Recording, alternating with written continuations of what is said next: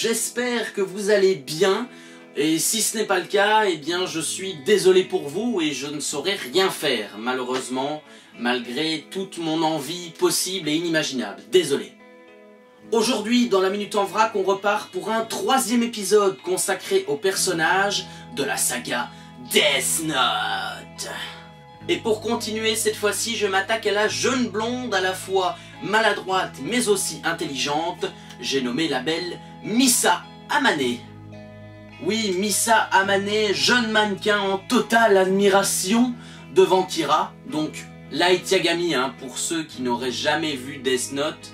Et encore une fois, pour ceux qui n'ont jamais regardé Death Note, eh bien, je suis désolé pour vous, encore une fois, oui. Elle deviendra d'ailleurs justement par la suite le 2e Kira, avec des méthodes à la fois qui sont un petit peu incomprises par Light, mais aussi par la cellule d'enquête. Ça prouve bien qu'au début, Misa ne savait pas trop ce qu'elle faisait, on va dire. Pour son caractère, c'est quelqu'un de très sociable et populaire, bien évidemment, vu son statut de mannequin, encore une fois. Mais alors, pourquoi dire en titre de la vidéo qu'elle n'est pas si bête que ça?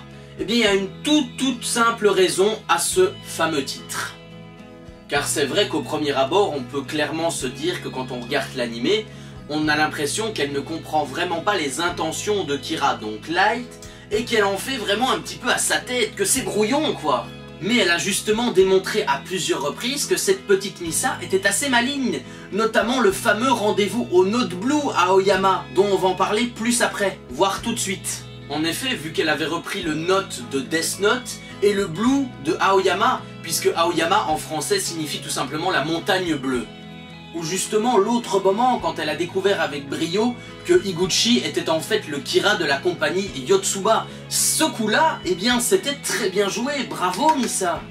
On peut encore d'ailleurs ajouter les différents déguisements qu'elle porte au fur et à mesure de ses missions, voir les cassettes qu'elle a envoyées à la télévision japonaise. Mais les cassettes avaient été soigneusement envoyées par sa meilleure amie.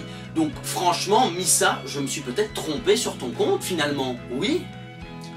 Mais une question qu'on peut quand même se poser les amis, c'est pourquoi avoir mis une fille en tant que 2e Kira? Eh bien là aussi la réponse est toute simple et toute trouvée, j'ai envie de dire.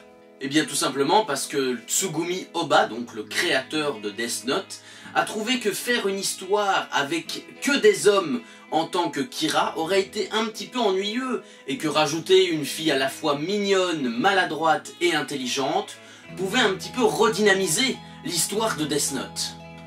Rassurez-vous, je ne déteste pas Misa, loin de là.